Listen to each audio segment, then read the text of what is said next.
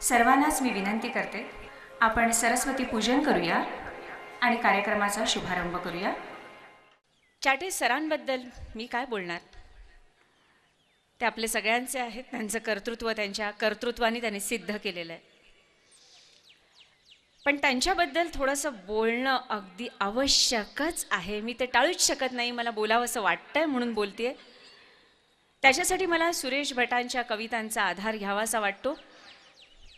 त्याच्यात किंचितसा बदल करून मी असं म्हणेन, त्यांनी साळसूद सूर्यांशी केले कधी न तहनामे. सरांनी साळसूद सूर्यांशी केले कधी न तहनामे, ते लाख लाख लोकांच्या हृदयात प्रकाशत होते. म्हणूनच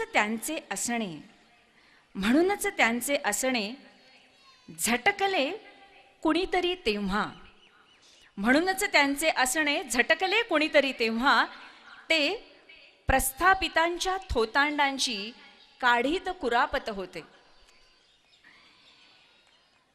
एखादा वाटसरूही थांबला न त्यांच्यासाठी, एखादा वाटसरूही थांबला न त्यांच्यासाठी, ते पळणाऱ्या पाठींना नुसतेच पुकारत होते. जमणारच नव्हते त्यांचे आजच्या या चोर पिढीशी, जमणारच नव्हते त्यांचे आजच्या या चोर पिढीशी. ते येणाऱ्या काळाची अनमोल अनामत होते, ते येणाऱ्या काळाची अनमोल अनामत होते. सर, तुम्ही येणाऱ्या काळाची अनमोल अनामत आहात. ठरवीन ते करीनच, आणि करीन ते उत्तमच करीन, या आत्मविश्वासानंच तुम्ही वावरता. लाथ मारीन तिथं पाणी काढीन, ही जिद्द आहे तुमच्यात. म्हणूनच एकट्या मुंबईत 38 शाखा आणि महाराष्ट्रात जवळजवळ 100 शाखा तुम्ही स्थापन केल्यात आणि त्याचा व्याप तुम्ही सांभाळता आहात समर्थपणे. आपल्यासह प्रगतीची इच्छा असणाऱ्या प्रत्येकाला मोठं करण्याचं मोठेपण तुमच्यात आहे. लोखंडाला जर परिसस्पर्श झाला तर त्याचं सोनं होतं, ही एक कवी कल्पना आहे.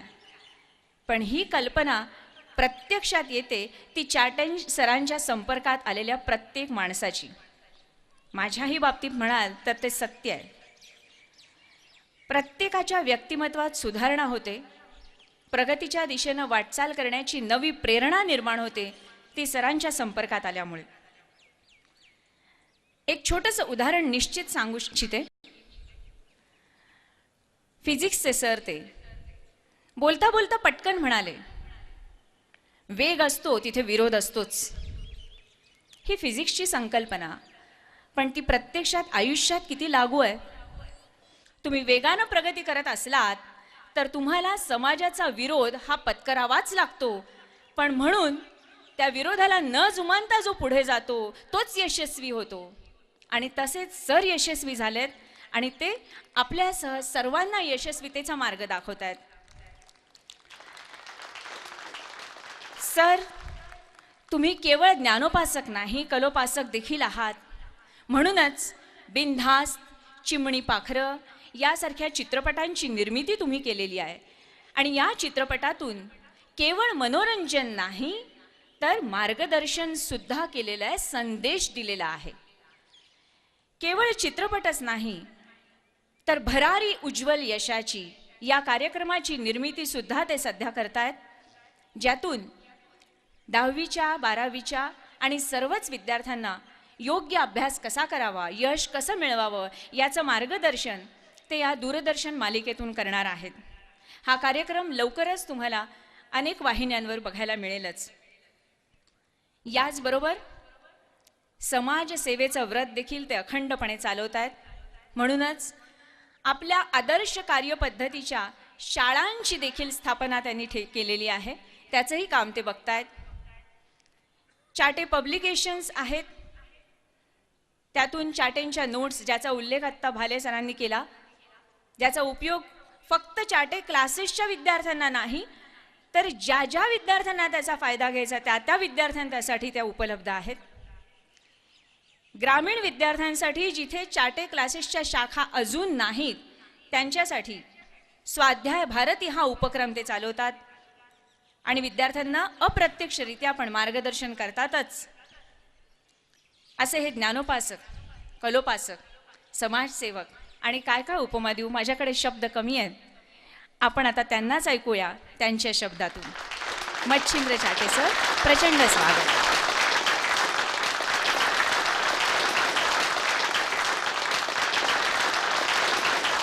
जमलेल्या विद्यार्थी मित्रांनो, पालकगण हो आणि शिक्षण प्रेमींनो,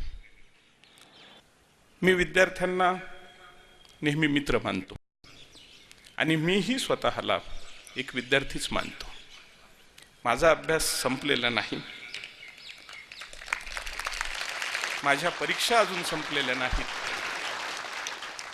जशी स्वप्न मी माझ्या मित्रांना देतोय, विद्यार्थ्यांना देतोय, तशीच खूप मोठी स्वप्न मी माझ्यासुद्धा डोळ्यासमोर ठेवलेली आहेत आणि ती स्वप्न मला साकार करायची आहेत. गोष्टींनी मिळतं योग्य मार्गदर्शन, सातत्य, नियोजन आणि कठोर परिश्रम. या गोष्टींवर एक 18 वर्षांपूर्वी माझा विश्वास बसला आणि ज्यावेळी चाटे क्लासेसची सुरुवात केली तेव्हा चाटे क्लासेसच्या जाहिरातीमध्ये एक कायम येणारं वाक्य असावं म्हणून मी एक वाक्य बनवलं. योग्य मार्गदर्शनासह सातत्यपूर्ण आणि नियोजनबद्ध कठोर परिश्रम हाच उज्ज्वल यशाचा खरा राजमार्ग. आणि 18 वर्षांमध्ये हे वाक्य बदलावं असं मला कधीच वाटलं नाही. आणि जे विद्यार्थी आले चाटे क्लासेसमध्ये या 17-18 वर्षांमध्ये, त्या विद्यार्थ्यांची संख्या ही 3 ते 3.5 लाख आहे. केवळ मी प्रत्यक्ष शिकवण्याचा हट्ट सोडल्यामुळंच चाटे क्लासेसचा लाभ मी इतक्या विद्यार्थ्यांपर्यंत पोहोचवू शकलो. ज्यांना काहीतरी भव्यदिव्य करायचं असतं त्या व्यक्तींना सहकार्यांशिवाय पर्याय नसतो. माझ्यासारखं प्रभावी फिजिक्स शिकवणाऱ्या माणसांची मी एक फळी निर्माण केली. माझ्याप्रमाणेच प्रभावी मॅथमॅटिक्स शिकवणारे मी एक फळी निर्माण केली. माझ्या सगळ्या फिजिक्सच्या प्राध्यापकांना, शिक्षकांना, मॅथमॅटिक्सच्या सगळ्या विषयांच्या शिक्षकांना मी पहिल्या दिवशी सांगतो की वर्गात जाताना कागद चिठ्ठी नको, विषय तुम्हाला पाठ पाहिजे. जर नोट्स, कागद, चिठ्ठ्या यांचा आधार घेऊन तुम्ही शिकवणार असाल तर याचा अर्थ तुमच्याच संकल्पना स्पष्ट नाहीत. विद्यार्थी मित्रांनो, पालकगण हो, तुम्ही प्रत्यक्ष मला खूप कमी वेळा पाहिलं असेल, अप्रत्यक्षरित्या पाहिलं असेल, पण या शहराशी, औरंगाबाद शहराशी माझा खूप जवळचा संबंध आहे. माझं स्वतःचं शिक्षण याच शहरात, आपण आता जिथं बसलो आहोत तिथून 100 मीटरच्या अंतरावर एक शाळा होती, शासकीय विद्यानिकेतन, आंबा अप्सरा टॉकीजच्या समोर. तिथे आता जिल्हा परिषद आहे. तिथे 1975 साली माझं शालेय शिक्षण सुरू झालं. एक अतिशय सुंदर, अतिशय चांगली शाळा असाच मी शासकीय विद्यानिकेतनचा उल्लेख नेहमी करतो आणि माझ्या जडणघडणीमध्ये या शाळेचं महत्त्व मी खूप मोठं मानतो. गुरुशिवाय यश मिळू शकत नाही. त्या शाळेने मला घडवलं आणि म्हणूनच त्या शाळेसारख्या अनेक शाळा मला महाराष्ट्रात सुरू करायच्यात. काही शाळा मी सुरू केलेल्या आहेत. कोचिंग क्लासेसची सुरुवातीतून माझं शिक्षण सुरू झालं. नंतर ही शाळा देवगिरी कॉलेजच्या समोर शिफ्ट झाली. 1981 साली मी 10वी झालो. नंतर 11वी-12वीचं शिक्षण मी इथल्या गव्हर्नमेंट आर्ट्स अँड सायन्स कॉलेजमध्ये घेतलं. त्याच्यानंतरचं इंजिनिअरिंग शिक्षण मी इथल्या गव्हर्नमेंट इंजिनिअरिंग कॉलेजमध्ये घेतलं. हे सगळं शिक्षण माझं याच शहरात पूर्ण झालेलं आहे. आणि इंजिनिअरिंगचं शिक्षण घेत असताना मी घरगुती स्वरूपात सुरू केलेला चाटे कोचिंग क्लासेस हा 1991 नंतर एक मोठा क्लास झाला. 1994 ते 95 पर्यंत या शहरामध्ये अनेक विद्यार्थी घडवण्याचं काम केलं. आणि त्यावेळी जसं आता भाले सरांनी सांगितलं की माझ्या बहिणीची मुलगी जी मुंबईत शिकत होती तिला चाटे क्लासेसचा फायदा व्हावा म्हणून मी मुंबईतून औरंगाबादला बोलवलं. आणि 4 वर्ष ती औरंगाबादमध्ये केवळ चाटे क्लासेससाठी होती. हे एक उदाहरण नाही, अशी अनेक उदाहरणं त्या काळात मला आठवतात की केवळ चाटे क्लासेससाठी मुंबई, पुणे, विदर्भ या भागातून अनेक पालक त्यांच्या मुलांना औरंगाबादला पाठवत असत.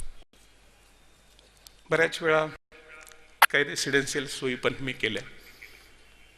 आणि 95ला या सगळ्या गोष्टींचा अभ्यास केल्यानंतर माझ्या असं लक्षात आलं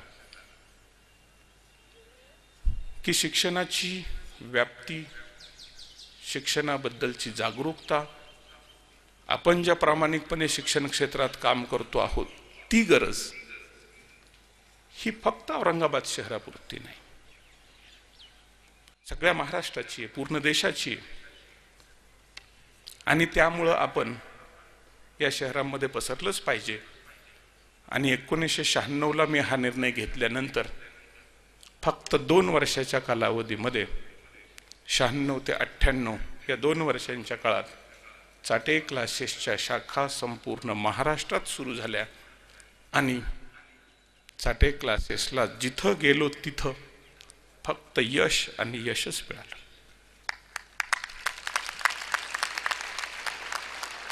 मित्रांनो, स्वप्न पाहण्याचा अधिकार माझा एकट्याचा नाही.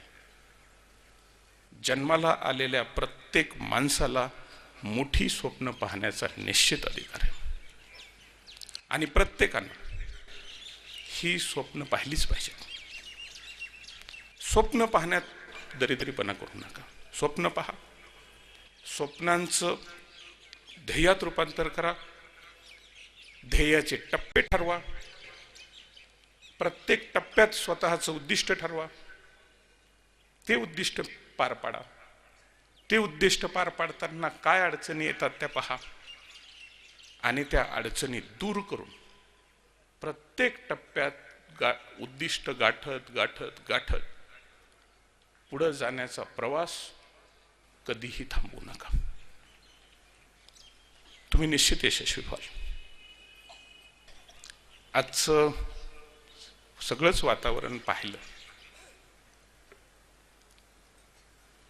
की मनाला खूप यातना होतात. खास करून जी एक विचित्र विचारसरणी गेल्या 10 वर्षामध्ये या देशात मूळ धरू लागली आहे, ती विचारसरणी खूप चीड आणणारी. झटपट यश पाहिजे. आजच्या या पिढीला झटपट यश पाहिजे. झटपट पैसे मिळावेत, बंगला बांधावा, गाडी यावी, सुंदर बायको असावी, आपल्या हातात सगळे अधिकार यावेत, आपल्याला लोकांनी मोठं म्हणावं. पण कसं? झटपट. मी तुम्हाला सांगतो, फक्त आणि फक्त विध्वंसक गोष्टीच झटपट घडू शकतात. चांगल्या गोष्टी कधीही झटपट घडत नाही. फक्त विध्वंसक गोष्टी, सुनामी म्हणा, भूकंप म्हणा, मोठं वादळ म्हणा, पाऊस म्हणा, विनाशकारी गोष्टी क्षणार्धात येतात आणि चांगल्या गोष्टींचा नाश करून जातात. कुठलंही सृजनात्मक कार्य, क्रिएटिव्ह वर्क, नवनिर्मिती ही कधीही झटपट होत नसते. एका छोट्याशा बीजापासून एक खूप मोठा वृक्ष उभा राहतो.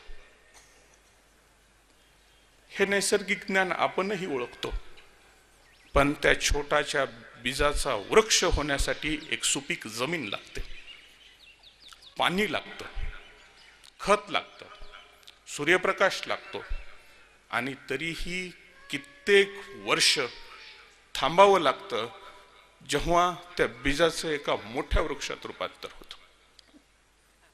झटपट बीजापासून वृक्ष तयार होत नाही. ही एक दीर्घ प्रक्रिया असते. फक्त आणि फक्त विध्वंसक गोष्टीच झटपट होऊ शकतात. आणि त्यामुळं जी माणसं खरोखरच ह्या दिवा स्वप्नामध्ये वावरत असतात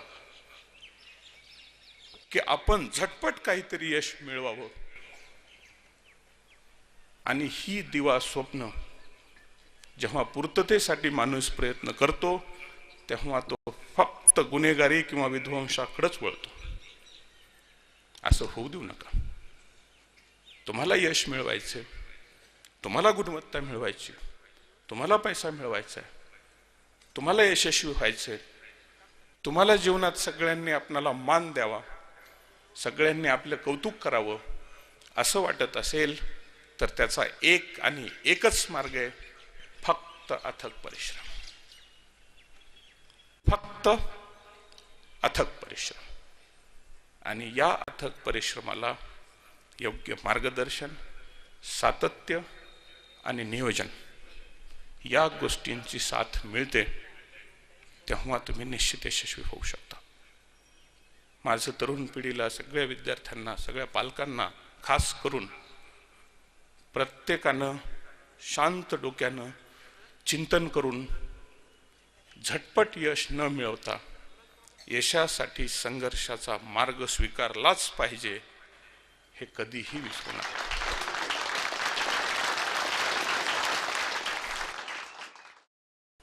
मंचावर येण्यापूर्वी आम्ही गोविंद भाईंच्या स्मृतीला पुष्पचक्र अर्पण केलं.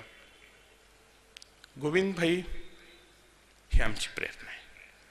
हा माणूस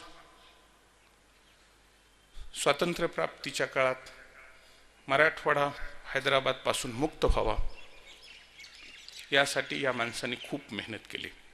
आणि जेव्हा स्वातंत्र्य मिळालं तेव्हा राजकारणाला फाटा देऊन इथल्या विद्यार्थ्यांचं शिक्षण हाच ध्यास घेतला. आणि त्या ध्यासातून हे एवढं मोठं भव्य शैक्षणिक संकुल या ठिकाणी उभं राहिलेलं आहे. गोविंद भाईंच्या कर्तृत्वाला माझं मनापासून सलाम.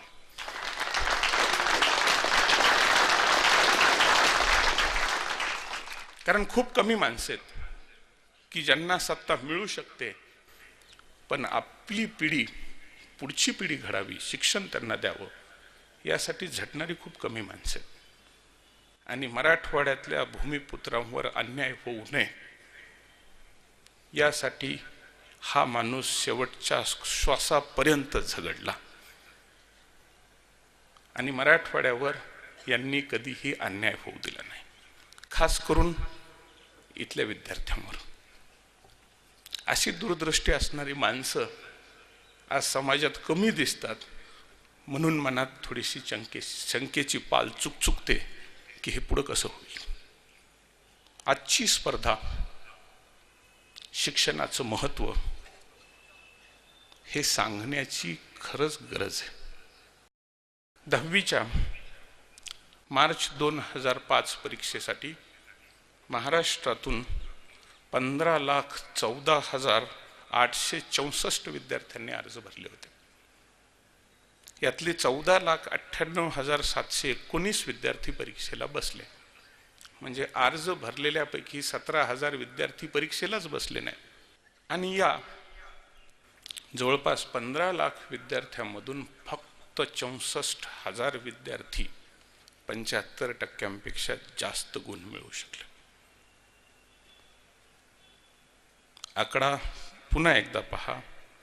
15 लाख विद्यार्थ्यांमधून जेमतेम 64,585 विद्यार्थी प्रावीण्यानं ही परीक्षा उत्तीर्ण होऊ शकले. त्याच्यानंतर जवळपास 1-2 लाख विद्यार्थी प्रथम श्रेणीने उत्तीर्ण झाले. म्हणजे 7 विद्यार्थ्यांमधून, महाराष्ट्रातल्या 7 विद्यार्थ्यांमधून 1 विद्यार्थी विशेष प्रावीण्यानं किंवा प्रथम श्रेणीने उत्तीर्ण होतोय आणि 7 पैकी जवळजवळ 6 विद्यार्थी हे तृतीय किंवा द्वितीय श्रेणीने उत्तीर्ण होत आहेत किंवा अनुत्तीर्ण होत आहेत. 14,98,719 विद्यार्थ्यांपैकी 6,39,000 विद्यार्थी 10वीची परीक्षा अनुत्तीर्ण होतात, नापास होतात. महाराष्ट्रातल्या तमाम शिक्षकांना, शिक्षण प्रेमींना आणि शिक्षण संस्थांना मी अत्यंत नम्रपणे त्यांच्या निदर्शनाला आणून देतो की विद्यार्थी नापास व्हावा ही त्यांच्यासाठी अभिनंदनाची गोष्ट मुळीच नाही. विद्यार्थी का नापास होतो? एवढ्या मोठ्या संख्येनं नापास होण्याचं, 10वीत नापास होण्याचं किंवा 10वी बोर्ड परीक्षेत कमी गुण मिळण्याचं परिणाम तो विद्यार्थी त्याच्या शैक्षणिक भवितव्याच्या बहुतेक सगळ्या संधी गमावून बसतो. आणि बदल करायचा आहे, स्वतःत बदल करायचा आहे, समाजात बदल करायचा आहे, त्या देशात बदल करायचा आहे, तर शिक्षणाशिवाय पर्याय नाही.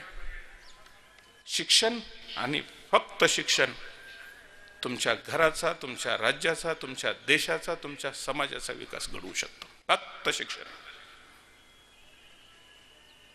आणि या शिक्षणाकडे गांभीर्यानं पाहिलं जात नाही, हे या देशाचं सगळ्यात मोठं दुःख. 6.5 लाख विद्यार्थी नापास आणि जवळजवळ 12 लाख विद्यार्थ्यांमधून, म्हणजे बाकीचे 5-5.5 लाख विद्यार्थी सेकंड क्लास, थर्ड क्लास. प्रत्येक घरात शिक्षणाचं महत्व हे पोचलं पाहिजे. त्याच्याशिवाय त्या घराचा विकास होणार नाही. शिक्षणाशिवाय काय? विद्यार्थी मित्रांनो, ही आकडेवारी मी 2005ची सांगतोय, पण गेल्या 20 वर्षांमधले 10वीचे दरवर्षी मी निकालाचं विश्लेषण करतो. विद्यार्थी अनुत्तीर्ण होतो किंवा त्याला कमी गुण मिळतात, याचं कारण त्या विद्यार्थ्याला प्रेरणा, प्रोत्साहन देण्याचं काम कुठंतरी घडत नाही. मुकुंद देसाईचं उदाहरण आता त्यांनी सांगितलं. भरारी उज्ज्वल यशाच्या माध्यमात आम्ही जो कार्यक्रम बनवतो, त्या कार्यक्रमामध्ये मुकुंद देसाईचं अनुराधाजींनी मुलाखत घेतलेली आहे. त्यावेळी त्याला प्रश्न विचारला, तुला 9वीत 48% मार्क पडले होते का? ते म्हणे हो. म्हटलं का ग, इतके कमी गुण का मिळाले? तर म्हणे माझं खेळण्यात वेळ जायचा, अभ्यास करावा असं वाटत नव्हतं. टीव्ही मालिका आणि व्हिडिओ गेम्स या गोष्टीमुळे विद्यार्थ्यांचं प्रचंड नुकसान होतं. त्यांना वेळीच जागं करा, कारण हे नुकसान न भरून निघणार. भरून निघणारं नुकसान झालं ना तर वाईट वाटत नाही.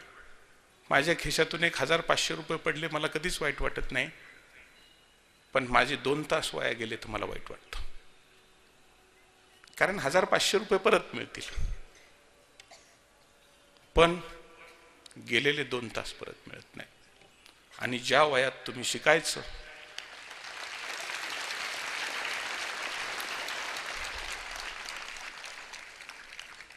ज्या वयामध्ये तुम्ही उज्ज्वल भवितव्याचा पाया रचायचा, ज्या वयामध्ये तुम्ही यशस्वी होण्यासाठी लागणाऱ्या गोष्टी समजून घ्यायच्या, त्या वयामध्ये तुम्ही टीव्ही मालिका पाहणार असाल, व्हिडिओ गेम्स खेळणार असाल आणि त्या वयामध्ये अभ्यासाकडे दुर्लक्ष करणार असाल, तर तुमच्या उज्ज्वल भवितव्याची इमारत कदापिही व्यवस्थित उभी राहणार नाही. तर समजून घ्या, वेळ जाऊ देऊ नका. पालकांनाही काही गोष्टी मला निश्चित सांगायच्यात की जो काही शैक्षणिक पॅटर्न आज आपण स्वीकारलेला आहे त्या शिक्षण पद्धतीत दोष शोधू नका. आपणाला टीका करायला आणि दुसऱ्यावर दोष टाकायला खूप आवडतं. आयुष्यात माझ्या अपयशासाठी मला सदैव फक्त मला जबाबदार धरत आलोय. माझ्या अपयशाचं दोष मी कधीही इतरांवर टाकणार नाही. विद्यार्थी मित्रांनो, तुमचं भवितव्य तुम्हाला घडवायचं आणि ते तुम्हीच घडवा.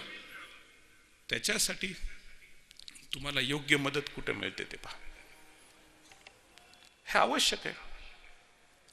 अनेक जण टीका करतात, शिक्षण क्षेत्रात हे चाललंय, यूं चाललंय, त्यूं चाललंय, असलं चाललंय, तसलं चाललंय.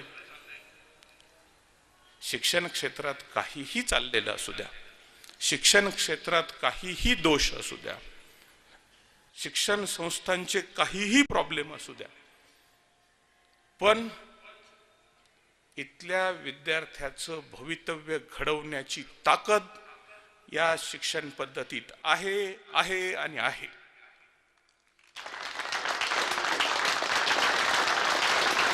तुम्ही मराठी माध्यमातून शिकता आहात की इंग्रजी माध्यमातून शिकता आहात या गोष्टी महत्त्वाच्या नाही. आत्ताच माझ्या बंधूंनी उल्लेख केला की मी अनेक देशांमध्ये फिरून आलो, तिथलं शिक्षण पाहून आलो. एक गोष्ट आज सर्वांना मला तुम्हाला सांगायला आनंद वाटेल की प्रगत राष्ट्रांनी कितीही प्रगती करू द्या, आज ही सगळी प्रगत राष्ट्र America, England, France, Germany, Australia आणि थोड्या फार प्रमाणात चीन सुद्धा आणि थोड्या फार प्रमाणात जपान सुद्धा, चीन आणि जपानचा अपवाद वगळता ही सगळी राष्ट्र मेडिकल, इंजिनिअरिंग, संगणन आणि इतर सायंटिफिक रिसर्चसाठी पूर्णपणे फक्त भारतावर अवलंबून आहेत.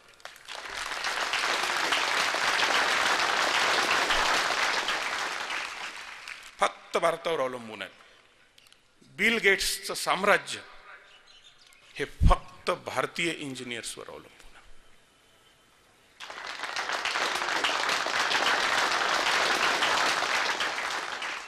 आणि मला तुम्हाला हेच सांगायचंय की आज जागतिकीकरणाच्या काळात तुमची स्वप्न, तुमच्या स्वप्नांचा आवाका हा वाढला पाहिजे, उंचावला पाहिजे.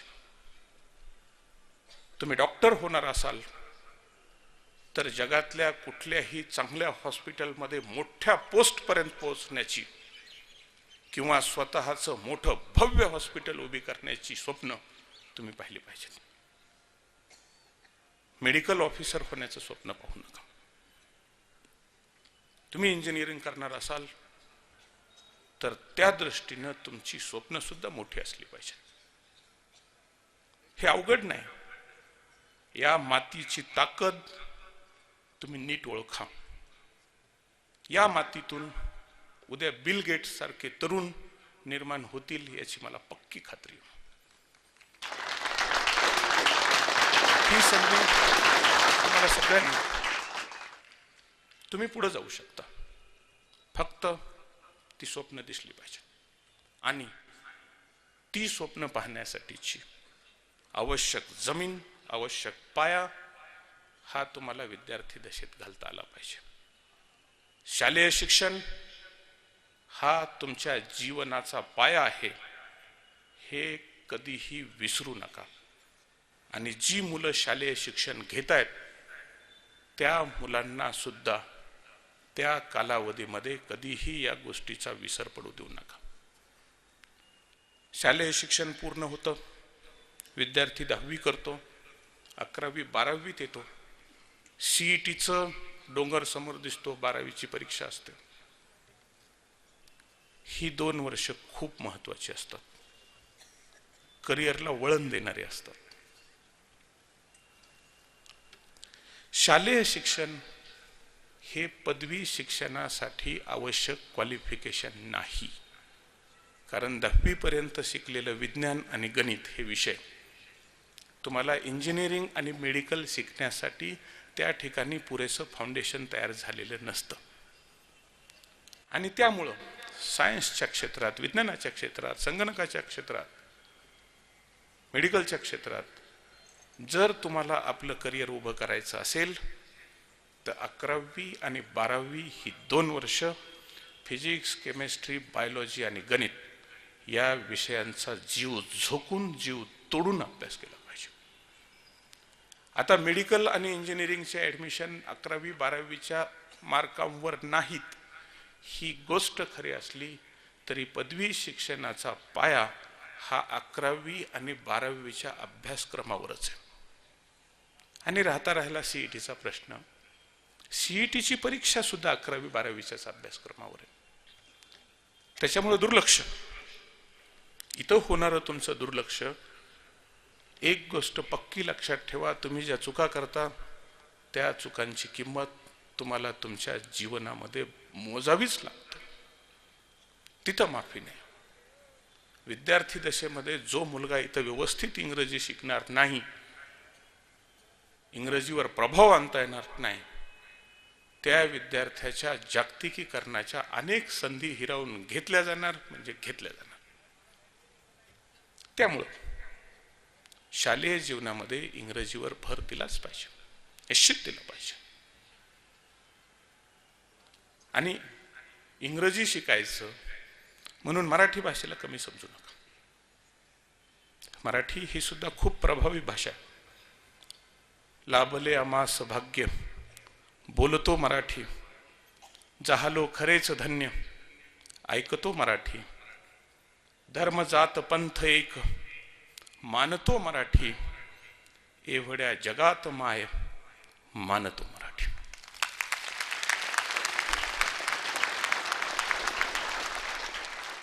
मराठीवर अन्याय करू नका. मराठी भाषेवर अन्याय केला तर तुम्हाला तो खूप महागात पडेल.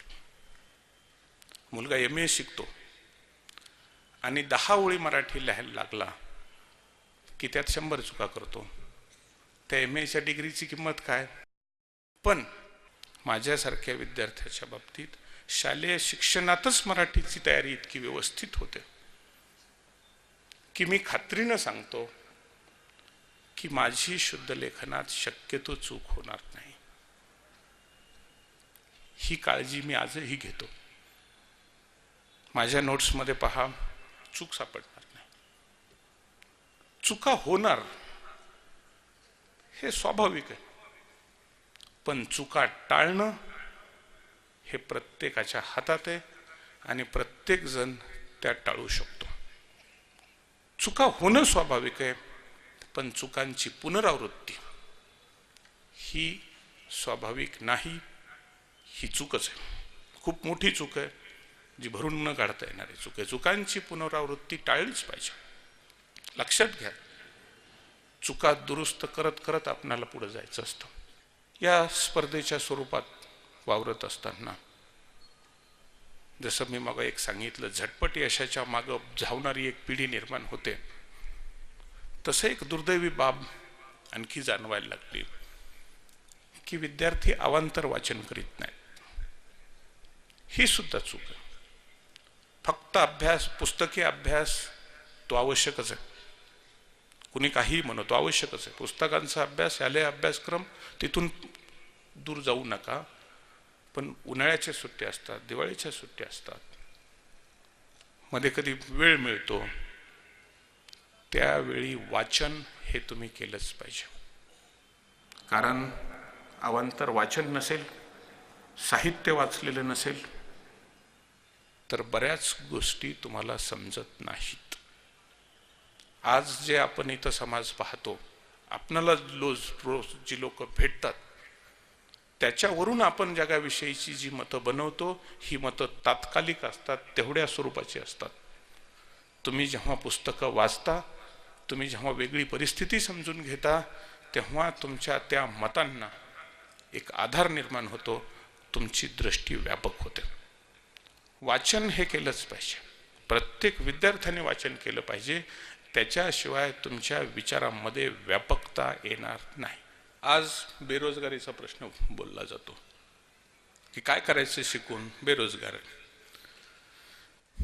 10 ओळी शुद्ध न लिहिता येणारा MA ची डिग्री तुम्ही मिळवणार असाल तर तुम्हाला समाजात बेकार राहण्याशिवाय पर्यायच नाही.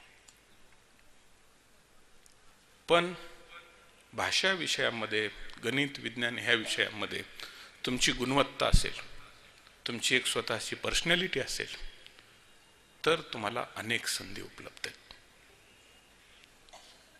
माझी एक इच्छा अशी होती की विद्यार्थ्यांची दृष्टी व्यापक व्हावी. या दृष्टीनं ऑस्ट्रेलियाच्या दौऱ्यावर मी गेलो होतो.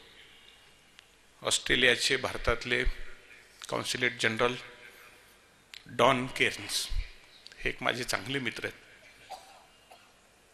त्यांनी एकदा बोलावलं, असं सहज गप्पा मारत चर्चेतून त्यांनी मला हा एक मुद्दा सांगितला की स्टुडंट एक्सचेंज प्रोग्राम हा झाला पाहिजे. प्रगत देश आणि आपण याच्यात काय फरक आहे, हा फरक विद्यार्थ्यांना विद्यार्थी दशेत कळला म्हणजे मग त्यांना आपण ही संधी मिळवू शकतो, आपण इथपर्यंत पोहोचू शकतो असं वाटायला लागतं.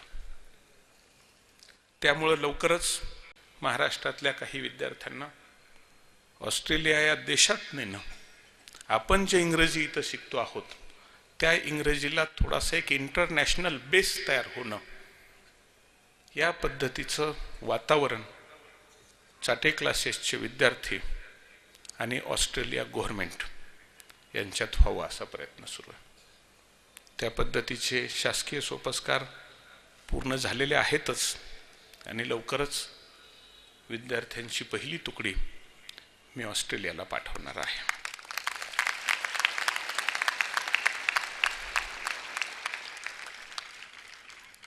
आत्ता मी शब्दामध्ये ऑस्ट्रेलिया आणि भारत यात काय फरक आहे हा सांगण्यात उपयोग नाही. तुम्ही तो अनुभवला पाहिजे की आपणाला ही संधी आहे. विद्यार्थ्यांचं भवितव्य घडवण्याची क्षमता या शिक्षण पद्धतीत निश्चित आहे. फक्त विद्यार्थ्यांनी या शिक्षण पद्धतीचा लाभ घेतला पाहिजे. जे आळसी असतात, ज्यांना काहीच करायचं नाही, त्यांना सगळ्याच गोष्टी चुकीच्या दिसतात. पण ज्यांना जीवनात स्वप्न आहेत, ज्यांना जीवनात ध्येय आहेत, अशा माणसाला फक्त जीवनातली स्वप्न आणि ध्येयच दिसतात आणि त्या ध्येयाच्या वाटेवरच ते चालायला लागतात. त्यांना इतर गोष्टी चुकीच्या दिसत नाही. त्याच्यामुळे एखादा माणूस जेव्हा कुणाबद्दल वाईट बोलतो त्यावेळी तुम्ही पटकन माणूस लक्षात ठेवायचं की दुसऱ्यांबद्दल वाईट बोलणारा हा माणूसच मुळात वाईट आहे.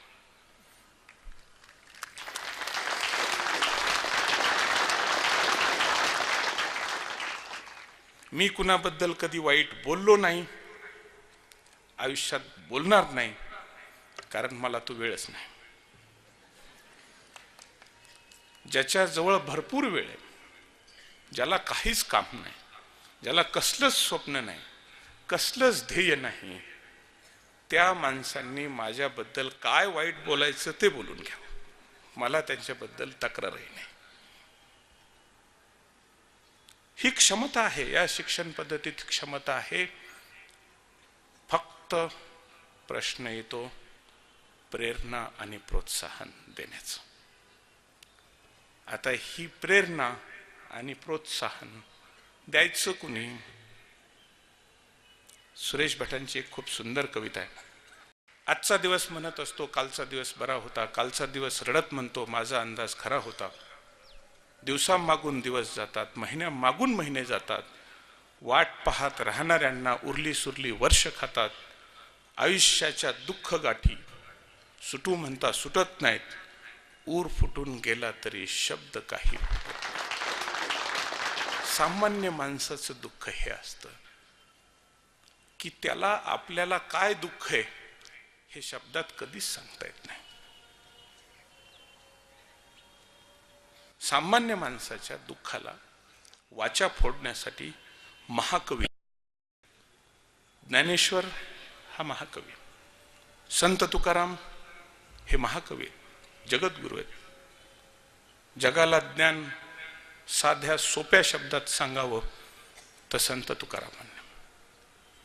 आज विज्ञानांच्या विद्यार्थ्यांना हे संत वगैरे काढले की जरा वाईट वाटतं, पण मी सांगतो सायन्सच्या जसं जसं तुम्ही खोलात जाल तसं तसं तुमच्या लक्षात येईल की हे संत तर त्याच्या अगोदर तिथं पोहोचलेले आहेत.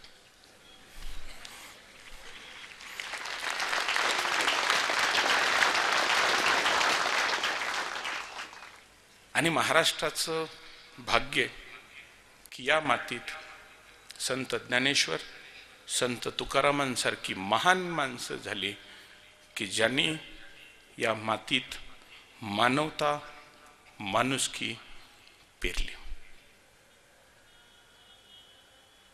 अगदी साध्या शब्दात तुकाराम महाराज सांगतात, असाध्य ते साध्य. साध्य आणि असाध्य यातला काय फरक आहे? असाध्य ते साध्य करिता सायास कारण अभ्यास तुका म्हणे. आज जी गोष्ट आपण मिळवू शकत नाही असं वाटतं, ती गोष्ट मिळवणं, याच्यामध्ये फक्त दोनच गोष्टी येतात. एक सायास, सायास म्हणजे प्रयत्न, आणि अभ्यास. दोनच गोष्टी. प्रयत्न पाहिजेत, अभ्यास पाहिजे. मग तुम्हाला कुणी यशापासून रोखू शकत नाही. असाध्य वाटणाऱ्या गोष्टी तुम्ही साध्य करू शकता.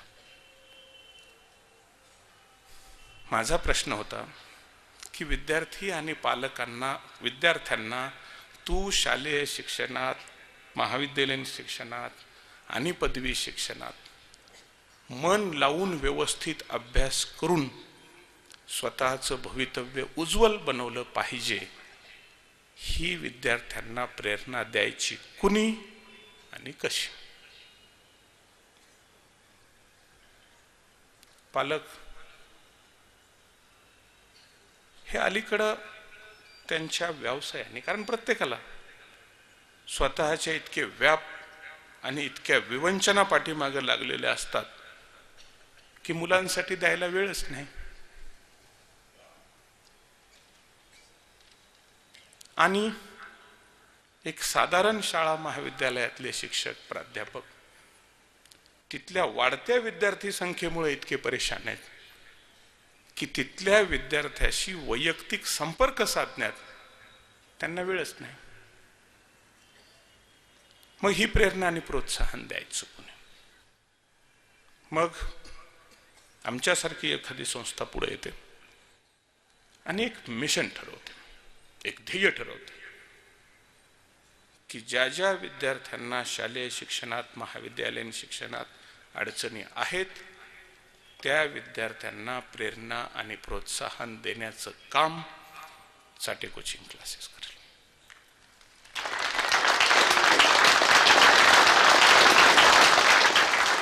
अठरा वर्षापासून जे जे विद्यार्थी माझ्याकडे आले त्या प्रत्येक विद्यार्थ्याला मी पहिला धडा हाच शिकवलेला आहे की कठोर परिश्रमाला पर्याय नाही. आणि नाहीच, जीवनात यशस्वी व्हायचे तर कठोर परिश्रम केलेच पाहिजे. आणि ह्या कठोर परिश्रमाला एक दिशा असली पाहिजे. अभ्यास सोपा नसतो. अभ्यासाला बसलं की कंटाळा येतो, पण एकदा अभ्यासाची सवय लागली की अभ्यास हे ओझं वाटत नाही.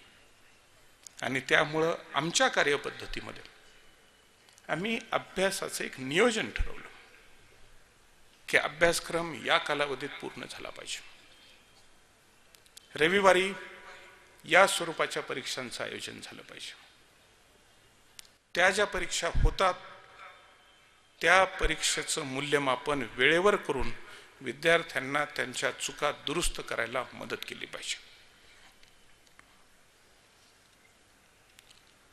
अभ्यासक्रम वेळेवर संपवून बोर्ड पॅटर्न प्रमाणे त्या वर्षी 5 सराव परीक्षांचं नियोजन केलं गेलं पाहिजे. कारण सराव होतो तशा चुका कमी होतात.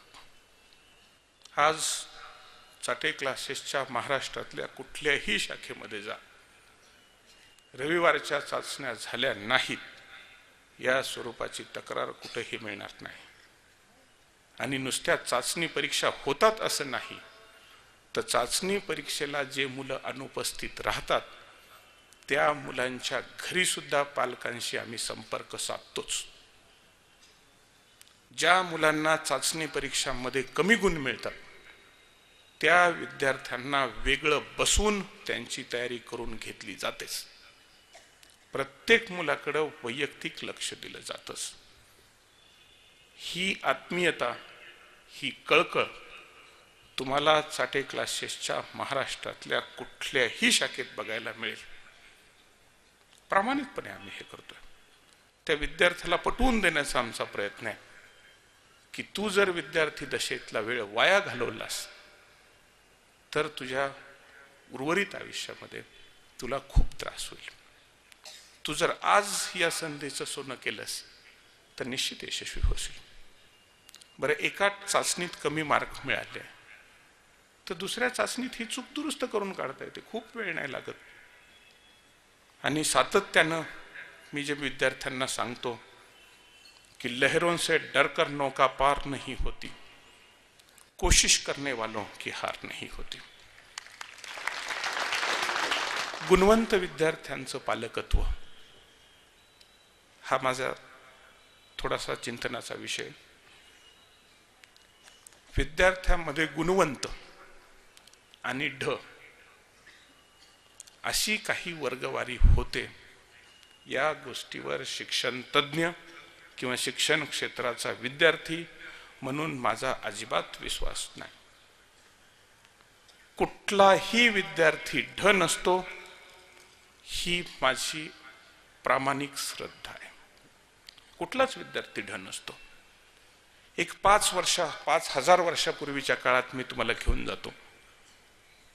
5,000 वर्षापूर्वी या देशात शिक्षण पद्धती काय असावी, कशी असेल याची एक कल्पना तुमच्या डोळ्यासमोर तुम्ही आणू शकता.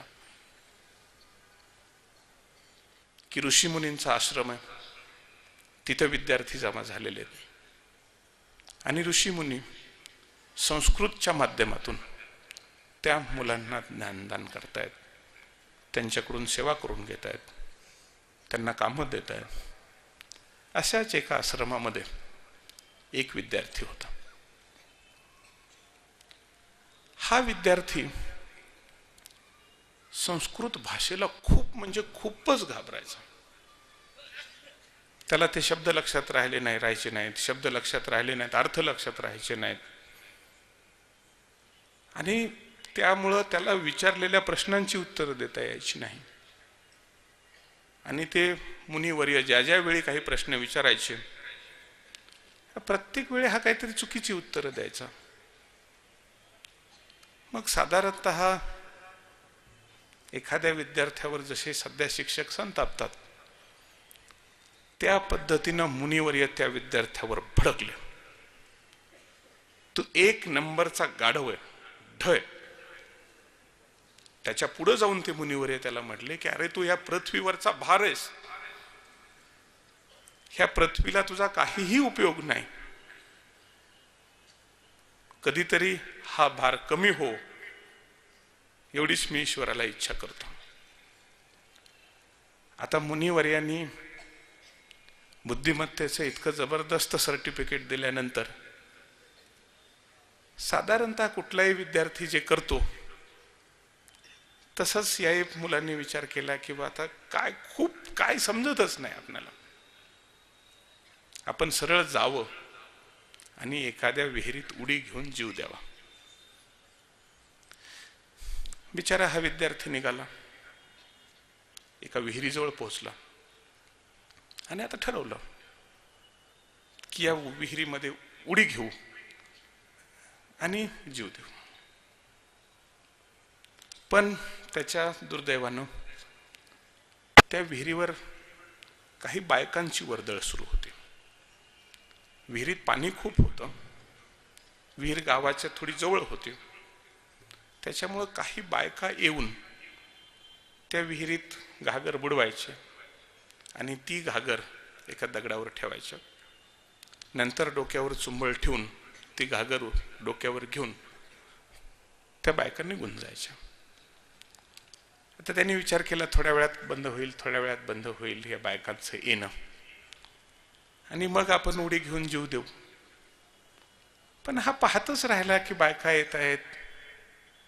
प्रत्येक बाईची तीच क्रिया, विहिरीत गागड बुरवणार, भरणार, उचलणार, त्या दगडावर ठेवणार, चुंबळ करणार, डोक्यावर ठेवणार, घागर उचलणार, डोक्यावर ठेवणार, निघून जाणार.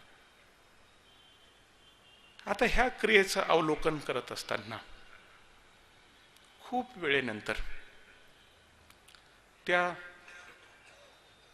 विद्यार्थ्याचं लक्ष त्या दगडाकडे गेलं की ज्या दगडावर बायका भरलेल्या घागरी ठेवत होत्या आणि उचलून घेऊन जात होत्या. पाहिलं थोड्या वेळाने की अरे हा दगड किती गुळगुळीत झाला. हा दगड काय सामान्य राहिलेला नाही, इतर दगडांसारखा हा दगड नाही. ह्या दगडाला एक विशिष्ट गुळगुळीतपणा आलेला आहे. मग जर फक्त घागर ठेवण्याच्या एका क्रियेमुळं आणि त्याच्या वारंवार रिपिटेशनमुळं जर दगडावर काही परिणाम होत असेल तर माझ्यात सुद्धा निश्चित परिणाम होऊ शकतो.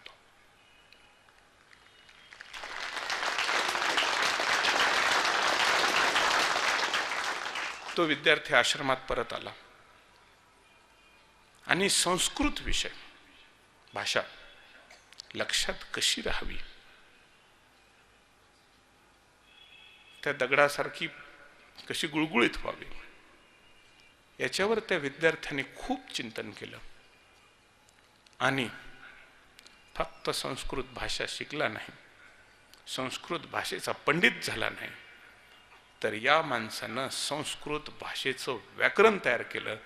आणि जे व्याकरण गेल्या 5000 वर्षांमध्ये कधीही बदललेलं नाही. ह्या संस्कृत भाषेचा हा महान व्याकरणकार म्हणजे पाणिनी,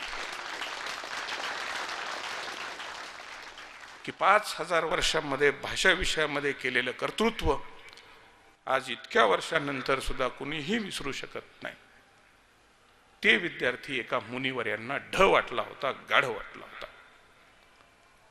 तुम्हाला एखादा मुलगा ढ वाटत असेल, गाढ वाटत असेल तर मी सांगतो ते तुम्ही आहात. आणि तुम्ही ज्याला हे म्हणता आहात त्याच्यात एक पाणिनी दडलेला आहे. संधी आहे की त्या पाणिनीच्या मनावर कुणीतरी येऊन हे ठामपणे सांगितलं पाहिजे की जगात कुठलाही विद्यार्थी ढ नसतो. प्रत्येक विद्यार्थ्यामध्ये गुणवत्ता असते, गरज असते त्या गुणवत्तेला धार देण्याची. मी असं मानत नाही की पहिला आलेला मुलगा खूप बुद्धिमान आहे आणि थोडं कमी गुण मिळालेला विद्यार्थी हा कमी बुद्धिमान आहे. प्रत्येक आईला आपला मुलगा, प्रत्येक बापाला आपला मुलगा आणि त्याची बुद्धिमत्ता, त्याचं भवितव्य हे दिसलंच पाहिजे. तुम्ही कितीही बिझी असा, तुम्ही कितीही व्यापात मग्न असा, तुमच्या कितीही वैयक्तिक कटकटी असोत, पण आपल्या मुलांसाठी तुम्ही वेळ दिलाच पाहिजे, त्यांच्यावर प्रेम केलंच पाहिजे.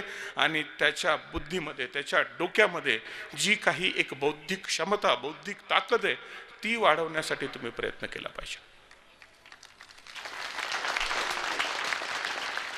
प्रत्येक माणसाची एक आर्थिक क्षमता असते, प्रत्येक माणसाची एक शारीरिक क्षमता असते, तसं प्रत्येक माणसाची एक बौद्धिक क्षमता असते. जर शारीरिक क्षमता बदलू शकते, आर्थिक क्षमता बदलू शकते, तर बौद्धिक क्षमता सुद्धा बदलू शकते. पण मी जसं सुरुवातीला सांगितलं की विनाशकारी घटना क्षणार्धात घडतात आणि चांगल्या गोष्टी घडण्यासाठी प्रचंड वेळ द्यावा लागतो. तर तुमच्या मुलाची बौद्धिक क्षमता अशी क्षणार्धात बदलणार नाही. त्याच्यासाठी वेळ दिला पाहिजे, त्याच्यासाठी प्रेरणा दिली पाहिजे. आणि आपल्या देशाने एक समतेचं अधिष्ठान स्वीकारलेलं आहे की आपणाला या देशामध्ये सामाजिक समता यावी, आर्थिक क्षमता यावी असं आपल्या घटनेत अभिप्रेत आहे. त्याच्या पुढे जाऊन मला असं वाटतं की या देशामध्ये बौद्धिक समता सुद्धा यावी.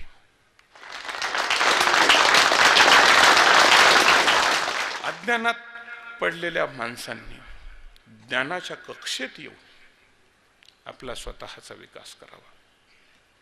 नेहमी प्रगत देशांचं कौतुक, चीनचं खूप कौतुक होतं, इतर देशांचं खूप कौतुक होतं. आपण विकसनशील देश आहोत किंवा मागासलेले आहोत असं वारंवार आपण ऐकतो. मी खूप वेळा हा विचार करतो की असं का होतं. खास करून जपान आणि भारताची मी तुलना करतो की जपानपेक्षा भारत हा किती मोठा देश आहे. अगदी महाराष्ट्रच घ्या, हा महाराष्ट्र एक राज्य जपानच्या बरोबरीच. आणि महाराष्ट्रात काय नाही जे जपानमध्ये. जपानमध्ये तर उलट बेटांचा देश आहे जिथं भूकंपाची कायम भीती असते. पक्की घरं आपल्यासारखी जपानमध्ये बांधता येत नाही.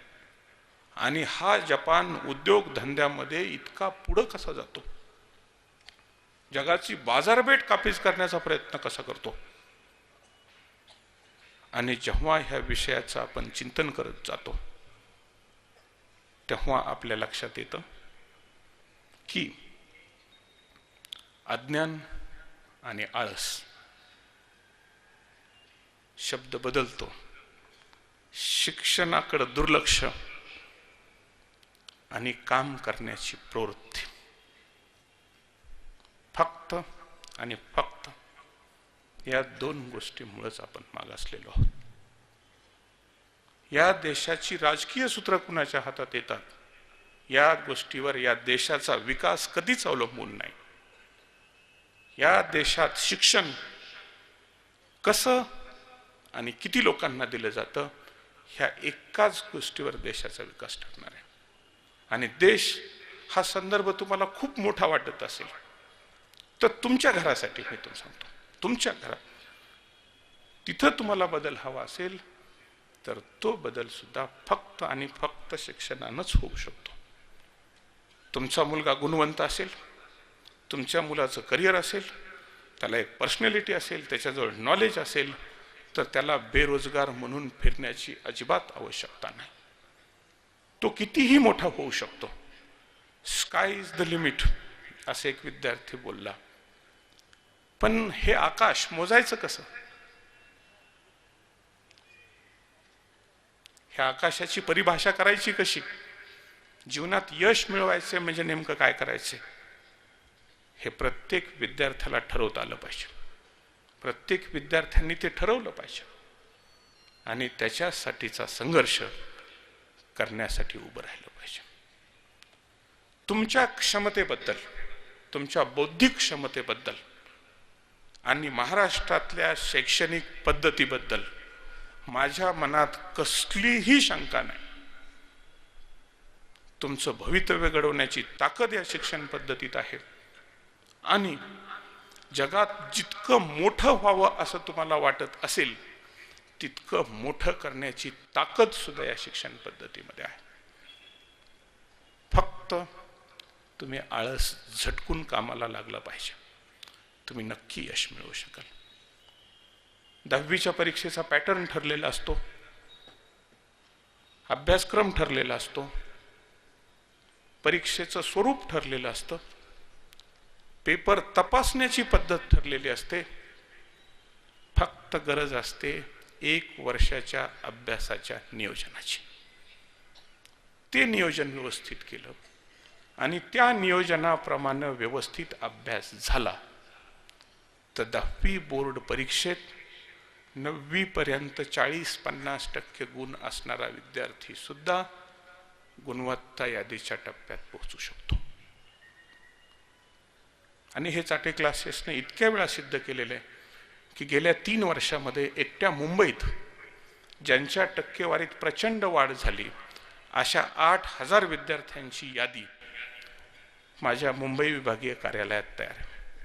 8,000 विद्यार्थ्यांची यादी.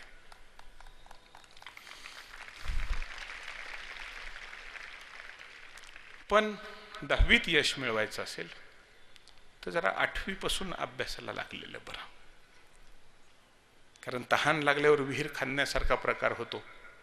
10वीत एका वर्षात एक माफक यश मिळू शकतं, पण तुम्हाला त्या यशाचा कळस गाठायचा असेल तर 8वी पासूनसाठी क्लासेसमध्ये या. विद्यार्थी मित्रांनो, सांगण्यासारखं आणखी खूप काही आहे, पण काही ठिकाणी थांबणं श्रेयस्कर असतं.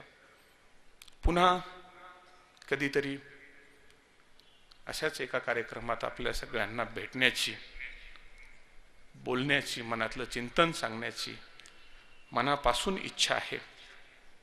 जाता जाता एकच सांगेन की सूर्य फार अंधारला यार हो, सूर्य फार अंधारला यार हो, या नवा सूर्य अनुचला यार हो. सूर्य फार अंधारला यार हो, या नवा सूर्य अनुचला यार हो. चालण्याची नको एवढी कौतुके, थांबणे ही अघोरी कला यार हो.